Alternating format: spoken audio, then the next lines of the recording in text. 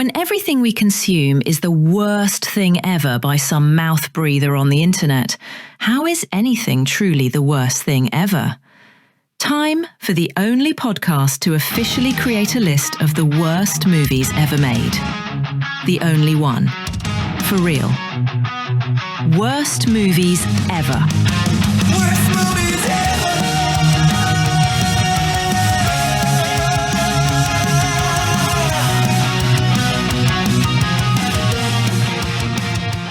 Happy New Year, listeners of Worst Movies Ever. I want to thank you for joining me on this ride.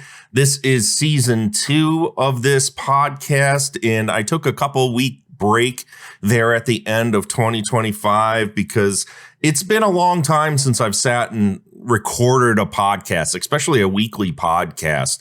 And when you get in the mode of doing that, it's easy to kind of forget yourself and just think about the fact that you gotta, I don't want to say pound out these episodes, but you gotta weekly have this be a responsibility that you've decided to put your foot into this realm and make this a part of your life.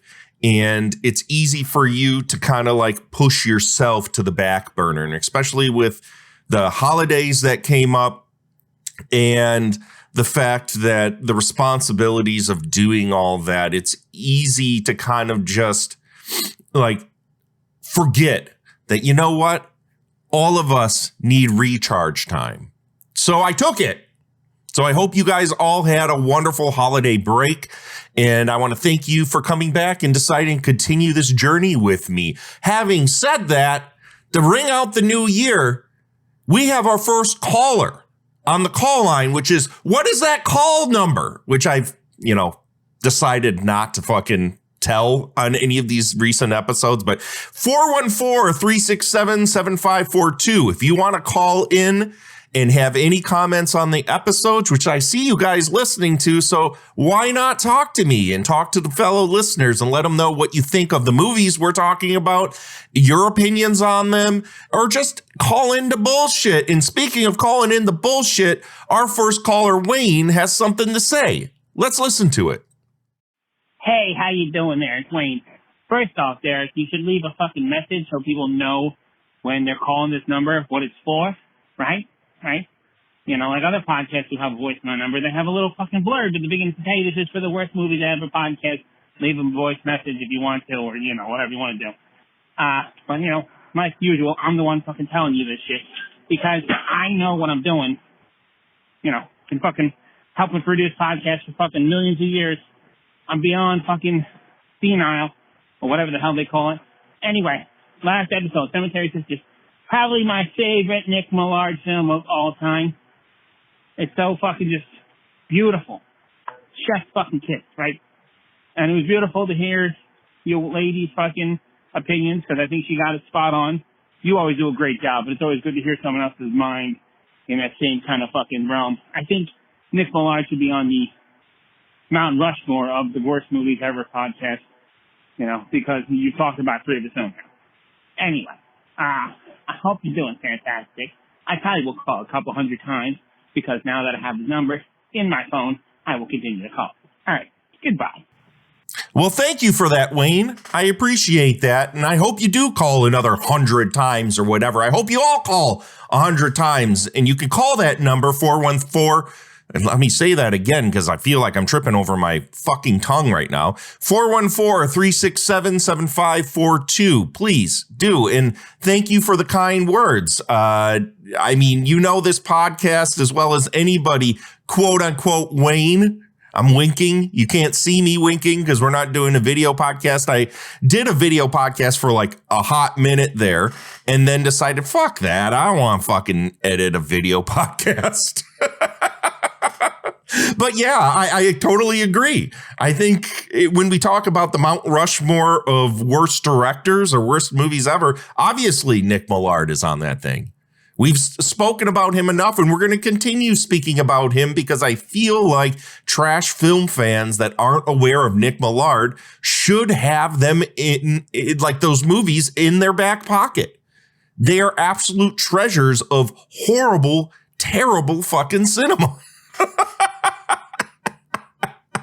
So yeah, I totally agree. And I'm glad that you appreciate me bringing on Ken's, because I know she, even though this isn't her like wheelhouse, I would say, she has a good time when we actually sit and watch these movies. And I love having her on. So she's going to continue to be on this podcast. So look forward to that. Speaking of this podcast, let's get to it today. We are talking about a series of movies, not just one movie today.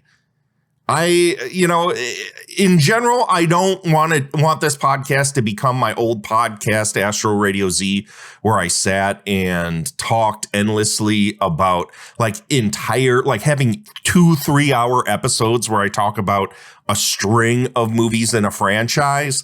But as I had said before, and I kind of alluded to in a previous podcast and episode, I have this stack of movies that I have bought that I've never watched, that I told myself that 2026, I'm going to get around to these things. And regardless if they're bad movies or not, we're going to talk about them here on Worst Movies Ever, because this podcast, for those of you that are just tuning into this thing and have never listened to this before, this podcast isn't necessarily about talking about bad movies. This is about talking about trash cinema and giving it its due. Not everything is the worst movie ever, and not everything is the best and greatest movie ever. Trash cinema, which I don't feel like at this point I need to really explain myself and what I mean by that, but it is cinema that most people feel is lesser than. And I think that's bullshit, because trash cinema is my home, it's my heart, and it's stuff that those of us that grew up on heavy metal and punk music and outsider art, that is where our heart is, because it feels like there's a sincere effort to attempt something that isn't homogenized bullshit. Having said that, though, today we're talking about a series of movies that I highly question the reason for existence. I bought a while back at a liquidation sale for a local chain, and I think it became rather regionally well-known, Family Video. They went out of business when, the big streaming boom happened and video stores basically went the way of the dodo. And I just bought tons of fucking shit for like $1.50. And I bought the 3 Blu-rays we're going to be speaking of today, the I Spit on Your Grave remake series, which I'm sure some of you out there weren't even aware that the original movie was a thing. It's a 70s exploitation film that is basically a rape revenge saga. And they remade this in like the 2010s for reasons. I get why you would, from just a pure business standpoint, I'm sure, because there's such fans of the original film, that you would remake the first movie, but then to make 2 sequels. I was very conflicted about even watching these movies from the standpoint of, one, you guys are aware, I'm not a huge fan of using rape in films as a cheap pop.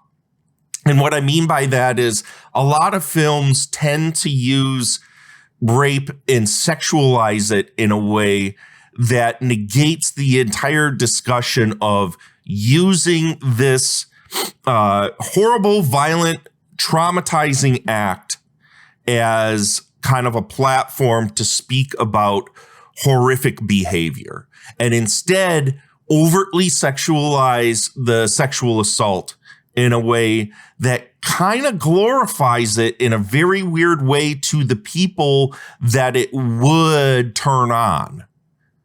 So to watch these movies, I know you're probably saying, well, why did you even fucking bother watching these things? You're already predisposed to hate these things. I go into all films predisposed to like them.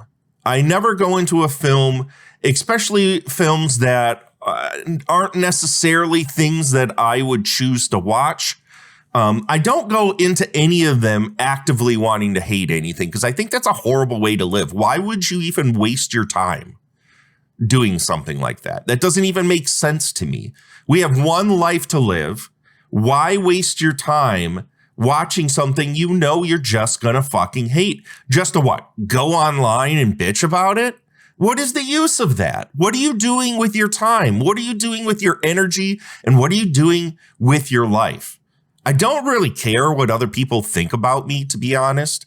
I come on here and just talk about the movies, and I don't expect everyone to agree with me in any way. And I've seen some people comment on these episodes and then redact those comments, and I'm rather curious as to why that happens. Maybe they make a knee-jerk reaction to something that we've talked about and then listen to the rest of the episode and go, oh, well, maybe I was wrong about that. I don't know.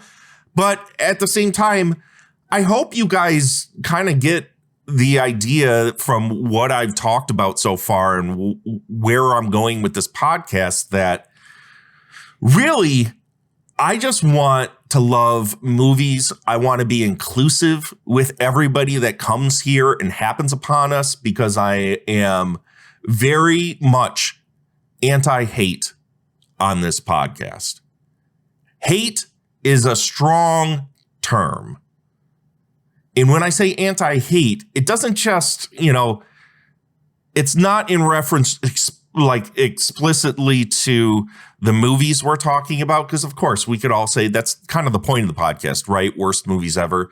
Yeah, you are predisposed to just hate things just for clout, just so people can glom on and go, oh yeah, what a piece of shit, blah, blah, blah, blah, blah. But I'm also talking about hate when it comes to people.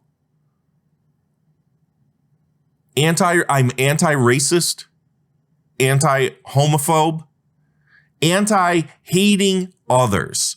And what I mean by others is when you look in the mirror and see yourself hating anything that isn't that. And there sure is a fucking lot of it out there in this world, isn't there? Especially now, and I don't want to get political, but especially now I'm from America, and I know there's people that listen to this podcast from all over the world. Especially in America, boy, has the tide turned way back, and it's rather depressing to see that. So I hope in just as kind of like a primer to start this year and this second season off right, that you guys know where I'm coming from when it comes to this. And today, the I Spit on Your Grave movies, which are essentially to like put them in a bow, which is a weird thing to say about the fucking incredibly disgusting movies we're going to talk about today. I'm not going into these to hate them.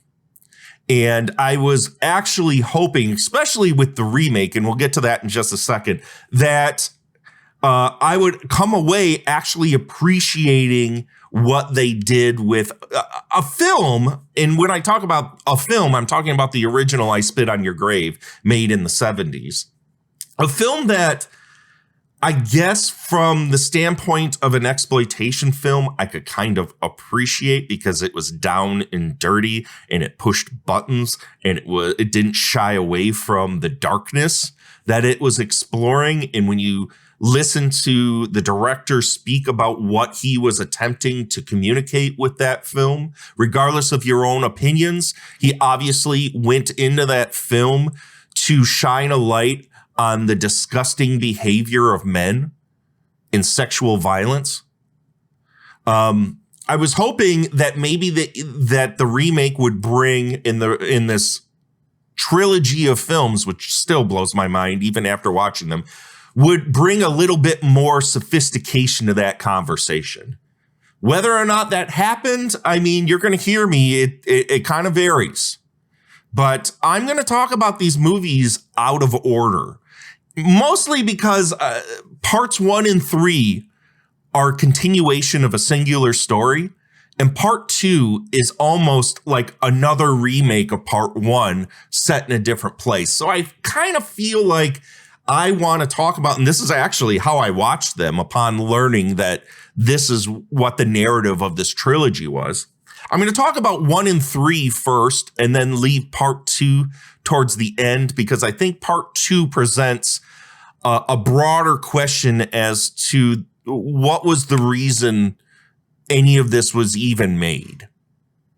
So before we get to that conversation, let's talk about the first I Spit on Your Grave movie made in 2010, which essentially, here's the plot of this movie. Jennifer Hills, who is an aspiring and well-known author, goes to a remote cabin to write her next book, only to be assaulted by a group of local men brutally. And I mean brutally. When they leave her for dead, she plots and enacts her revenge by any means possible. If you were to look at this movie and compare it to the original film, purely from a structural and plot standpoint, it's almost an identical film. But as my verdict will show you, this is the far better movie in my mind, in almost every way compared to the original film. And on its own, it's a disturbing, unsettling, harrowing experience that you don't walk away from untainted unless you're a fucking desensitized ghoul. And I fucking mean that, because there's some fucking shit in this movie that I had to walk away from. Like all of these movies, except for the third one. The third one, for me, not to let the cat out of the bag, might be my favorite of the trilogy, mostly because it takes the idea that I had talked about before about having a large section of a film that is a rape revenge film really like dwell on the sexual assault aspect of the film in such a gratuitous way. It takes that aspect and kind of throws it out. And even though there are sections of that film, and I feel like I'm getting ahead of myself right now, but in order to kind of like talk a little bit clearer about this first film, I feel like I need to do this.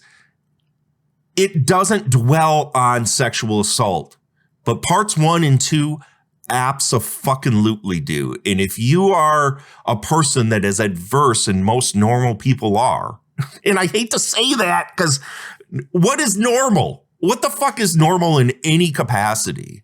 Every person is different. Every person's threshold in life experience is different. So of course, some things are going to hit harder with some people than other people. But again, I feel like some of these movies that have this structure of a woman getting brutally assaulted and then getting catharsis through enacting revenge upon the perpetrators of this assault, the revenge aspect always becomes such a minor part of the film. And I say that because this film, the revenge aspect is only the last half hour of this 2-hour movie. And the vast majority of this movie really dwells on the assault. It's really hard to recommend this movie and have anybody that hasn't been tainted by this sort of like trauma, like have them watch this. And especially when I say that this is actually like a far superior movie in my mind to the original movie. And I know a lot of you out there are going to like that are hardened old school exploitation ghouls will kind of fight me on this, but it just is. It's made better. It feels more sophisticated. It's a little more subtle in a lot of ways. In some ways, it's very much not. But it's hard for me to like recommend something like this to anyone. And my main question is this really a necessary remake? Did we need this? Just because it's better doesn't mean it has any need in our world beyond the exploitation factor of the sex and violence, which is entirely the reason why the OG was rallied against back in the day. There were many countries out there that flat out just fucking banned that movie for years. I wasn't able to see it until far later. I don't even think I saw the original I Spit on Your Grave film until the early 2000s when it got put out by, I forgot what company. I don't think it was Anchor Bay. It might have been Anchor Bay when like a special edition DVD came out, and it was around the time when fucking Cannibal Holocaust also finally got put out there, that I finally saw I Spit on Your Grave. And that movie, it's hard for anybody with any sort of like empathy in this world to not be completely repulsed and disturbed by that movie. And this movie, obviously, I'm not putting the first movie on the list of the worst movies ever, because if you're going to look at it as just a kind of like a horrific thriller, it's extremely well made, extremely effective. It looks fucking beautiful for what it is. Like, it's shot well. The sound is great. It's a fucking professional ass movie in a way that the first movie felt very rough around the edges. This movie looked like it was made by somebody that not only had the resources, but also knew what the fuck they were doing, and maybe took, you know, the original film and felt like they could do a better job telling that story. And I think they did. Let's get to the goods. What is good? As I said before, this is a way better made movie than the original in almost every way. The revenge of like all of this woman on these men is done better. The story is laid out better. The pacing of the plot and the characterization, the acting, the gore is way fucking better. Like, some of the shit in this movie, man, is fucking gross. And it looks great. I would say genuinely that this is actually a pretty good film. There's another good in this. There's an inclusion where the original film mostly like centered on this lady who was at a cabin and had these backwood hicks, almost like a Deliverance style backwood hicks motif, that find her in this remote cabin all by herself and decide to do this heinous act and just proceed for like 45 minutes to dehumanize this person. It was just backwood hicks, but in this movie, they include a cop character that's also in on it that presents a swerve halfway through kind of like the assault section of this film, which is a considerable section of this film. Like the buildup to the assault, and then when the assault happens, the buildup is so good. And it's done in a way that I felt like, oh my God, maybe this is going to be a little bit more subtle than the first film. And then when the assault happens, it's absolutely not. I almost feel like the assault in this one is more protracted and brutal than the first film. But then when she escapes, a cop character comes to her aid. And spoilers, everybody. I'm sorry. I'm doing this way late. This is going to be a spoiler-filled podcast, but anybody that's seen the original one is going to know exactly what the fuck is happening in this thing. She winds up in the middle of the woods with a cop character that's hunting with a buddy, and Swerve, he's in on it, and the brutalization continues. The inclusion of this cop as a part of the group deepens the second half of the film in a far more suspenseful way, and also makes her journey even more hopeless, which is hard to believe because the journey of Jennifer in the original film was, that movie's so gross. And when the second half happens, you kind of just like, yeah, let's kill off these people. And it's just kind of haphazardly done, at least in my opinion. And it kind of is in this film a little bit too, because it's so like the second half of the film is so truncated that it kind of belittles the catharsis a tad. But the way that this cop character is introduced into it, I feel it deepens her journey to catharsis in a much more satisfying way, because he is a real fucking terrible piece of shit and does some really awful, terrible piece of shit things. And when he finally gets his comeuppance, holy fuck, You're so glad. In my last good that I'm going to give, and I'm going to kind of go through these films fairly quickly because, I mean, there's really not much to them, to be honest. It's a very, even though they're really, like, the first movie's really good, it's still, it's such a well-made movie that I don't really have a ton to say about any of these movies other than just kind of highlighting some stuff. The revenge scenes in this movie are fucking brutal, and in a way that are straight up horror film stuff. And I think, the original I Spit on Your Grave could arguably be called a horror film. It's far more an exploitation film with violence in it. So, I mean, it's up to you whether or not you want to categorize it as a horror film or not. But the violence in this one absolutely is like Saw level fucking horror bullshit. And it's gross. And there's one scene where one of the guys who has a predilection for videotaping everything, he gets his comeuppance by being drugged. And then she basically straps him to a tree.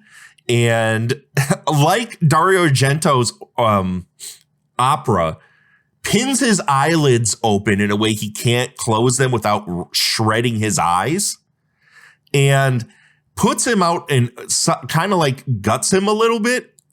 And there's a bunch of crows that show up to basically peck him to death. So fucking good. It's really fucking gross. So yeah, if you're in it for the violence and the comeuppance, this movie delivers in almost every fucking way. Let's get to the bads. What is bad? This first film, and I have no what the fucks because this movie was just so well made. It all made sense, and I didn't really have anything that stuck out as a what the fuck to me. The rape revenge aspect of this film is my only bad, and it's a double-edged sword. Like, again, what is the necessity of this kind of film? This is a conversation that could be had with just about anyone that, especially, and I don't want to speak for females because I'm not one, so I can't have the experience of what it's like to not feel safe in any environment where you are the only female amongst a group of men, in the kind of horror that presents. So I don't feel like I want to speak towards that experience in any way. But I do, because of what I had said before with the fact that the majority of this film centers on sexual assault and dehumanization of a female, I do want to ask, what was the necessity of this film and the gratuitousness of this rape? The sexualization of the act is still such a tremendous part of the story, which has always been like my problem with these types of films. Regardless of the intention behind like what they wanted to do by showcasing her. And I'm sure this is kind of like wish fulfillment in a lot of ways for anyone that has experienced this kind of traumatic event, and in which, just to let you all know, and I shouldn't have to say this, almost everyone you've talked to in some like respect may not have been sexually assaulted, but have felt, the kind of unease and fear of being in a scenario where they are seen as an object as opposed to a human being that deserves respect. Regardless of the intention, or the frankness of the depiction of what's going on, I am of the feeling, and this is just my opinion, that this film and films like this just give people that are into this kind of thing something more to get off on, and more of something that's the kind of thing that they crave. This is almost like a rape fetish film, and that's fucking gross. So I again, the first film, all I got to say really about it is this is a fucking banger of a movie, but it's also really fucking gross and hard to recommend. And I won't ever watch it again. Even if I say it's like a good movie, it's not something I'm going to watch again because, again, I feel very conflicted about why this even fucking exists. So let's get to part 3, which is the further journey of Jennifer Hills and the plot of I Spit on Your Grave, Part 3, Vengeance is Mine, made in 2015. Jennifer changes her name to Angela in this movie and moves elsewhere. She starts going to a rape survivors group and has a friend in that group that she becomes very close with who gets assaulted and killed. Jennifer then goes and begins taking matters into her own hands, kind of like fucking Charles Bronson does in the Death Wish films, and offs the men associated with her group's victims one by one. So when I sat and heard years ago that they were like making this sequel trilogy, I guess you could call it, where they were making sequels to I Spit on Your Grave, I was super fucking squicked out by it. I was just like, why would you need sequels to a movie like that? What is this catering to? Who are these for? Are you just going to further give people that get off on sexual assault more things to touch their peener to? Because that fucking is so gross. And as somebody that is obviously making films from a business model, which obviously I Spit on Your Grave 2 and 3 are purely made for money, because I'm sure the first one did fairly well. So the only reason you make these things aren't because you're trying to make some artistic statement. It's because you're looking to exploit an audience into this kind of stuff to make money. So, like, when I sat and heard about this, my biggest fear, and this is going to come into when I talk about part 2, my biggest fear was that they were just going to be like an anthology series that just remade the first film 2 more times. And I absolutely saw no fucking point in that whatsoever. But thankfully, with part 3, that wasn't the case. Part 3 is an actual continuation of that story in a far broader exploration into like the side effects of this traumatic event, under the guise of kind of silly exploitation a little bit. And I had made reference to the Death Wish kind of correlation. And part 3 is absolutely a Death Wish film. So my fans of stuff like that, I firmly, overwhelmingly recommend I Spit on Your Grave 3, Vengeance is Mine. Is it like an amazing piece of cinema? No. But you know what? Even though it's a bit messy in its execution and the acting is a tad spotty as well, this is such a good sequel to part 1. Almost Death Wish, but with a woman in Bronson's role. And I enjoyed this film far more than I expected. Let's get into the goods. What is good? My only good that I'm going to really give this film, and I'm going to talk about, as I said, we're not going to like nitpick any of these films for the most part because they're the same thing, is that finally one of these films where graphic depictions of rape weren't necessary to get the point across. This was one of those films where it did not focus on that aspect. And I think it was far better for it. The sexualization of the women just isn't there in the way that it is in parts 1 and 2 and in the original one. Yes, women are seen by most of the men in this movie, and I say most of them, not all of them, as sexual objects still. But there's a far broader conversation about the experience these women are going through. So it became more about the trauma left by the actions of awful men in the world these people then see because of those traumatic events. It spoke more clearly to the repercussions than in any of the previous films, while providing the vicarious revenge this series is supposedly known for.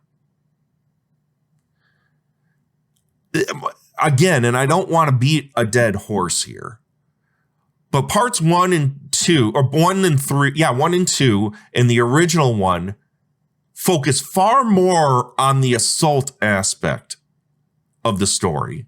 And part 3 is almost completely the revenge aspect of the film. And honestly, if I was told that this is what they were going to do, and I kind of wish part 2 had done this, I would have been so on board and would have actually watched these movies outright. And I had no idea. But by the time part 3 came out, I wasn't going to watch it. But I'm kind of glad that I did, because fuck, for a sleazy little exploitation ride, and this has the same actress from part 1 in it, thankfully, because I think she does a really great job. This is kind of a fun little revenge flick with some pretty great fucking gore. So for my fans of like trash, hardened exploitation, I think you're going to get into this thing. Is it perfect? Nah. And let's get to the bads. What is bad? The acting and editing in this film, and it's not made by the guy who made parts 1 and 2, is a little spotty in spots, making this feel like a far less polished film than the first and second film. But that doesn't bother us here, does it? I firmly believe that, you know what, sometimes the imperfections create charm. And also in this film that the subject matter is so heavy, to have something that's a tad goofier, which I don't even think, to be honest, I don't think it's fair to call I Spit on Your Grave 3 Vengeance is Mine a goofy film. It's just because it isn't as heavy as the other two. It does tend to lean more towards kind of goofy exploitation than the other films. So I even though this is a bad, and I think most people and most detractors that I've read on the internet have kind of pointed towards this one being a lesser product than the other ones, I appreciated that it kind of was. Let's get to the what the fucks. What the fuck is that? The big what the fuck in this movie, and it's entirely the ending. Because the ending, which, man, I don't particularly tend to like films that pull the rug out in spoilers for any of you that are going to watch this. This is a warning. Thank you. This pulls a was it a dream ending. I know a lot of you out there aren't fans of that kind of thing, and I'm not particularly a fan of that kind of thing. And it recontextualized most of the film for me. So you're just left wondering, was this real? Was she in jail for the first film? And was this movie all just a fantasy? And she was actually like kind of mentally not there having these fantasies and whatever. And I just didn't get it. I didn't see the necessity for it. It felt like it took what the film I felt was trying to speak towards, a fairly decent examination on looking at women that have gone through trauma, and not just women, because in the group scenes where she goes to a sexual assault, like a survivors group, to sit and be able to like relate to other people and maybe come out the other side in a better place and be able to understand how to move on from this thing. There was a man that was in there as well. So I felt by kind of trivializing it at the end with a whole, was this real? Was this a dream? Fucking was such a cop out. And I was just like, what the fuck? Why'd you do that? That fucking sucked. So that's really the only what the fuck that I have. Now, the rest of my podcast here, guys, we're going to be talking about a movie that I absolutely was like Once I started it and I got about halfway through it, I was like, this is what I feared this all was going to be. And that's I Spit on Your Grave Part 2, which is essentially nothing but a complete retread of I Spit on Your Grave 1. In it's honestly far grosser, made by the same guy, which also made me wonder, why the fuck was this even made other than just pure money, which makes it even fucking grosser when you think about it. It's just a retread of the same story set in a different place. And that's it. And it's even like more dehumanizing and more gross than the first one. The plot of this thing is a struggling model in New York City gets mixed up with sleazy photographers while she's looking for good headshots to like springboard her career. And we relive part 1 all over again. But now, after it happens, she gets kidnapped and taken to Bulgaria after the assailants smuggle the victim. And then the same film plays out yet again, but in a different place where she can't escape it. My verdict for this, which obviously you guys should already fucking know, I fucking hated this in the way that I thought I would when hearing they made sequels to the remake. This has no reason to exist when we have that remake. It's the same fucking movie. Who is this for, other than people that have fantasies about this kind of thing? What would drive you to make this movie outside of it being an easy decision financially? And that, honestly, that comes from my creator brain of being someone who's been involved in film production, has put his own movies out there, and sits and tries to be mindful of what product they put out there. Even though my film Hole in the Wall, a lot of people probably would be like, why would you make something like that?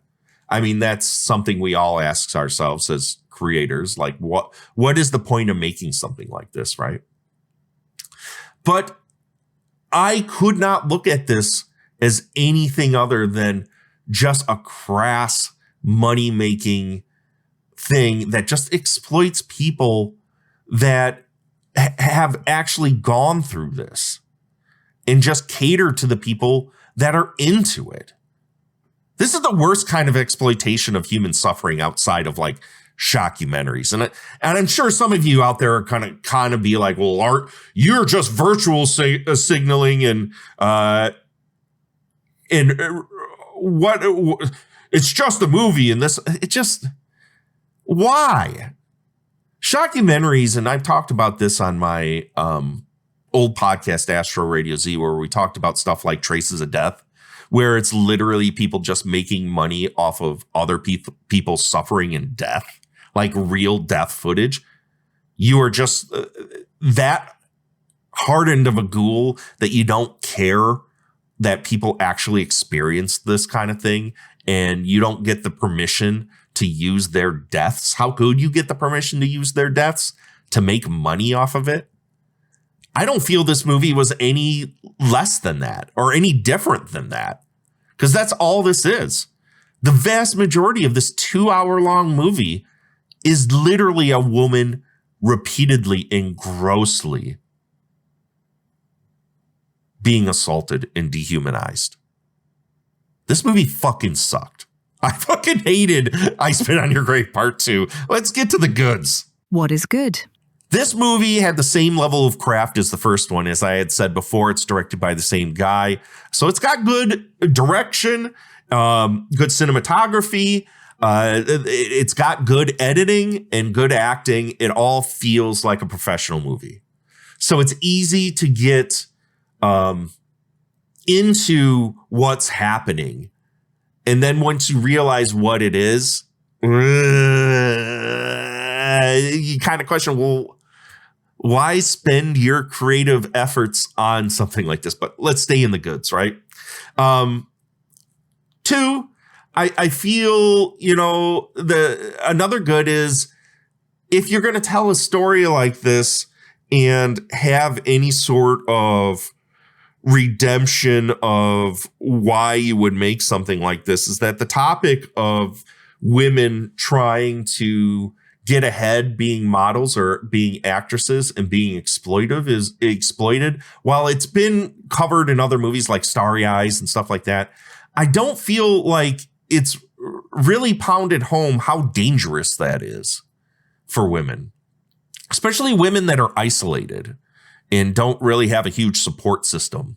So I felt like the topic isn't something that I think most people think about when it comes to models. So I thought that was, if they were going to do this, then at least they're attempting to like highlight something, right? And my last good of this movie is that there is a scene where a guy, one of the perpetrators of this extremely heinous dehumanization, gets tased in the face. And I was just like, fuck yeah. So I dug that. I thought that was pretty cool. Let's get to the bads. What is bad? Once this movie gets into motion, it's a completely obvious situation. And the script is so plain that it begs the question, why was this even made? The setup is, as I said before, I dug the setup.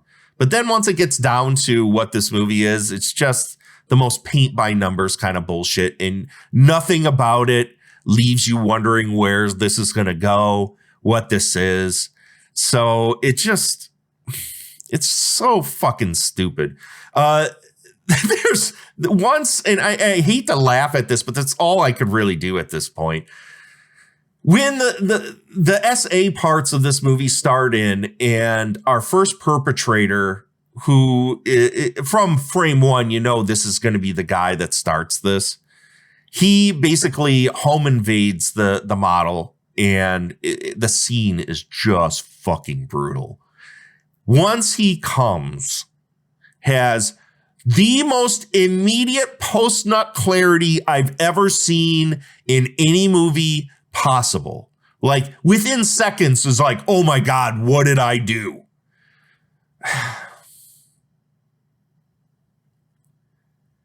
Again, this movie, once it gets to the assault aspect of the film, is just is rushing through its plot in order to get you to another scene of brutalization. And like characterization is thrown out the window for empty, quick platitudes that you understand. So a lot of the weight that the first film had goes out the window in any of the weight that the film is attempting to elicit off of you or like off of you or have you sympathize is purely based on your repulsion of the act that's being perpetrated on this poor woman. Any of the assaults after the first in this movie are so completely unnecessary. It goes on for like an hour. Especially when two of the brothers, because the photogs are like a family, that essentially one of them is the guy who goes and basically home invades this woman and then calls upon his brothers to come clean up the situation. Once the two brothers that look obviously pissed at the brother for doing this show up, and they kidnap her and take her to fucking Bulgaria, they just end up being just as awful, if not more, to this woman. There's a dude that pisses on her, and then this movie comes. All of like the brutalization turns from being a plot device to service the revenge into almost a fetish. And again, who is this for?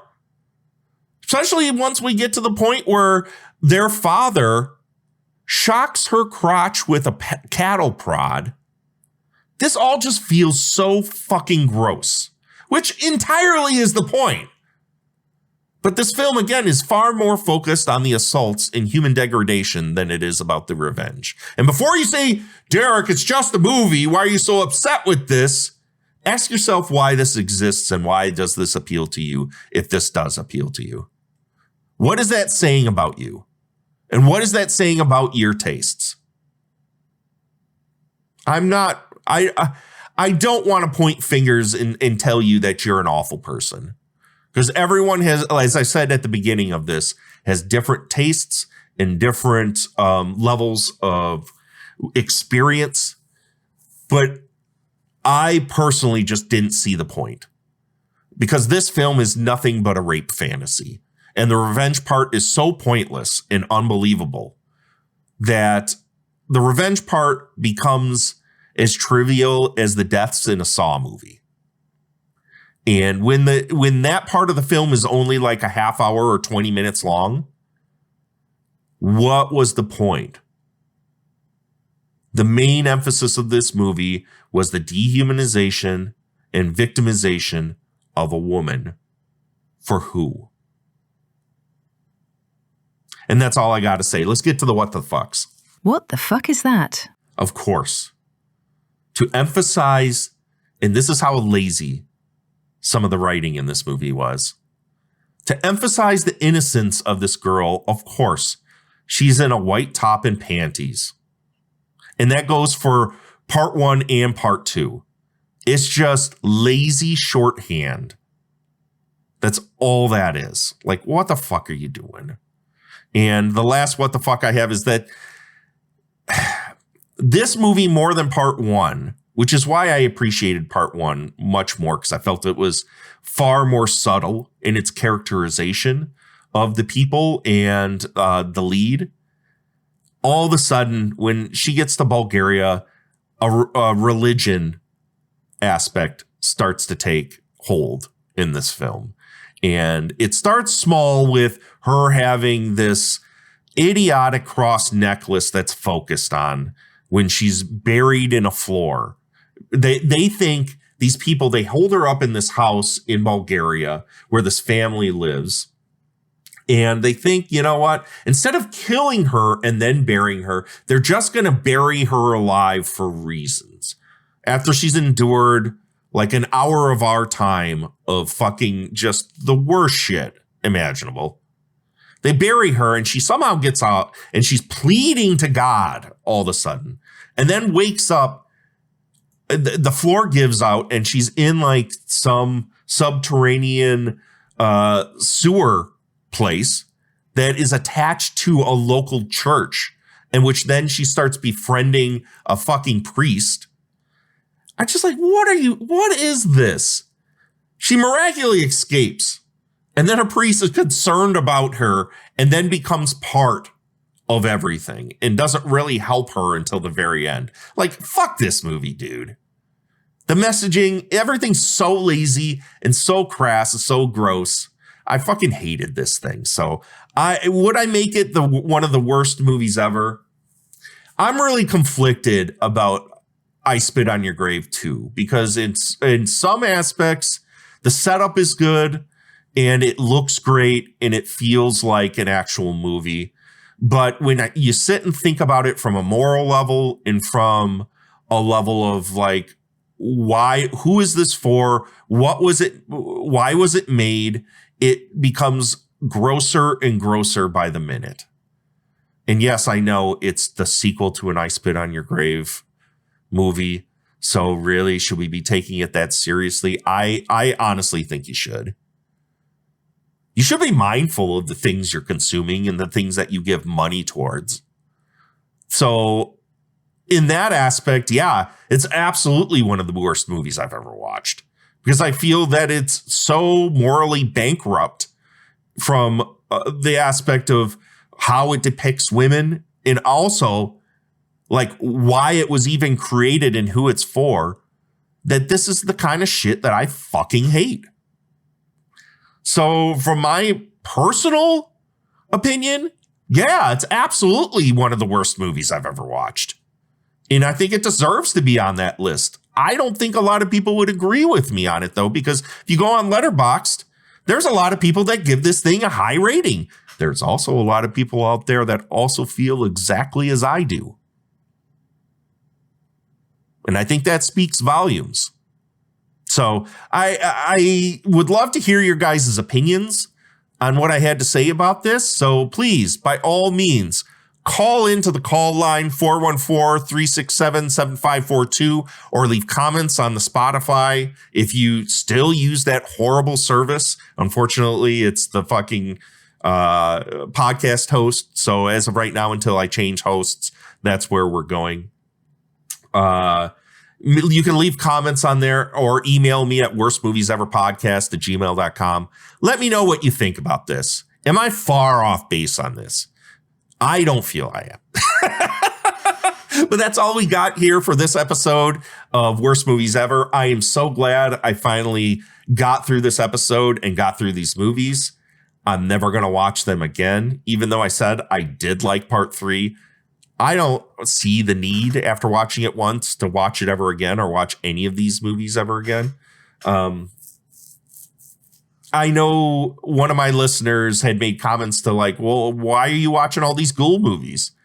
It's a good question. And I know I said with the Angela Chapters episode that, I wasn't going to be doing this shit anymore. And here I am watching more ghoul movies. You think I would learn, right? It's just not the case. But the next episode, I am going to be doing something far lighter.